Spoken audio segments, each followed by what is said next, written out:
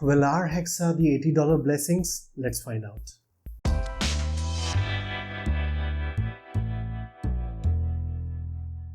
Well, Truthear Hexa is one IEM that every audiophile right now know and wants to know more about. Well, after this video, you will know everything about Hexa in terms of sound. So let's jump straight to the sound. I'm pretty sure you have seen a lot of unboxing and build quality videos. So here's the sound. Let me give you one assurance.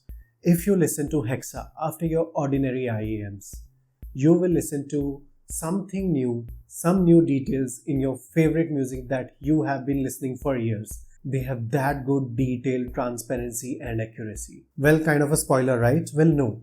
It has some cons as well, like every other IEM, which can be deal breaker for some. So let's find out one by one. Starting with the bass. Bass is just okay. It is accurate, fast, well controlled, well extended sub bass. However, it is thin, not very well textured. So when you're listening to it, you do not get that feel that you see on the graph. So if you like bass or you are a bass head, stay away from Hexa, you will be disappointed. It misses that rumble and sustenance in the bass that you get with the well textured bass. So that's why bass is just okay in Hexa. Now talking about mids, just one word, fantastic. Every bit of detail, layering, separation is just top notch. In a correct setting and a well recorded studio recordings, you can even listen to someone if they are breathing out loud. It is airy, it is open, and they are well done mids. Even if you have not listened to so many IEMs, you will able to sense this clarity in your first listen. They are very good, very clear. And to test this theory out, I gave Hexa to multiple people of various ages who are not audiophile, and they were able to perceive the clarity, details and layering of the music, and it was an instant hit among most of them. However, who likes bass a lot, it was a very thin sounding IEM for them. It is just amazing and a fresh tuning for the segment. If you want to try something that is not your typical Harmonish or V-shaped sound, I would say give Hexa a try, it will blow your mind. In terms of treble, Hexa is a mixed bag.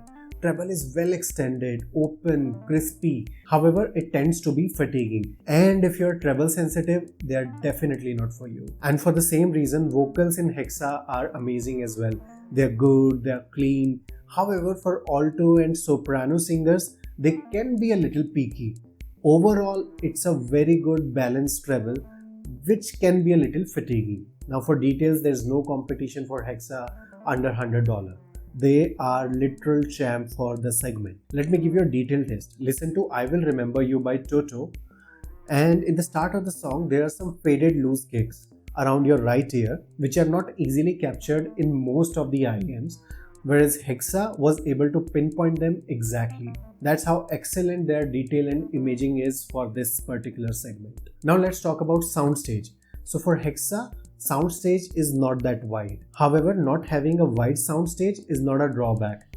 Case in point, your classic HD600. They are one of the most intimate sounding headphones ever made. And similarly for Hexa, it's a very intimate experience, specifically in terms of mids. However, not having a wider soundstage as compared to peers like Aria 2 or IE200 makes them not very suitable for gaming. For gaming, I would say these are a very good set as compared to Hexa. Well, one interesting part about Hexa is tip rolling. They respond really well with the tip rolling. If you go with the wideboard, just like I did, you will get really good separation and details and layering in the music.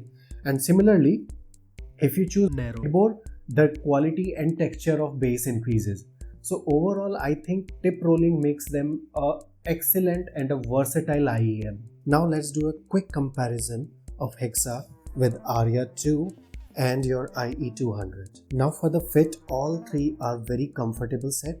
However, IE200 is just wear and forget. In my case, I did not have any issue. All of them are light and breezy. However, I would say IE200 are the most comfortable fit. Now for the aesthetic, I really like the design and aesthetic of all. While my favorite is IE200, it's a very small and a very unique set. Hexa is minimal and muted and is just a versatile design choice. So for bass, my choice here would be IE200 or Aria 2.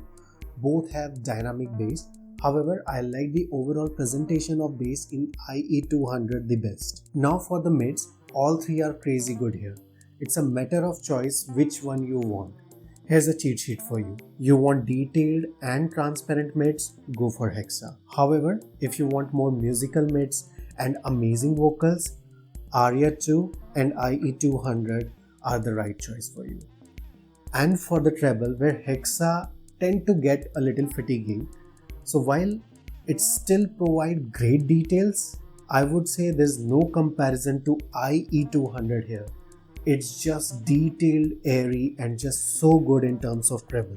So this is a clear winner here. For technicals, in terms of details, separation, soundstage, and transparency, Aria 2 and Hexa goes head to head, where Hexa retrieve more details and clarity. Aria 2's soundstage is fun and kind of a 3D. Overall, by a nickel, I would choose Hexa for details and intimate presentation. So in conclusion, I would say Hexas are one of the top recommendation in the segment. Preference may change as per the taste, so let me simplify it for you.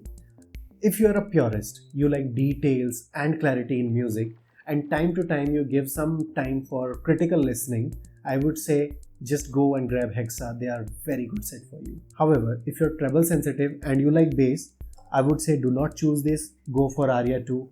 They are a very good set. Overall, you want a perfect alternative for Hexa. In this segment, I would say IE200 is your game. It has a well extended treble and a very good textured bass, and overall a very fun tuning. And on budget, the perfect replacement for Hexa is Truthear Zero Red. I have given a comparison here. You can check this out. Thank you for watching this video. In the upcoming weeks, there are some exciting videos that are going to come. So do subscribe and I'll see you on the next one.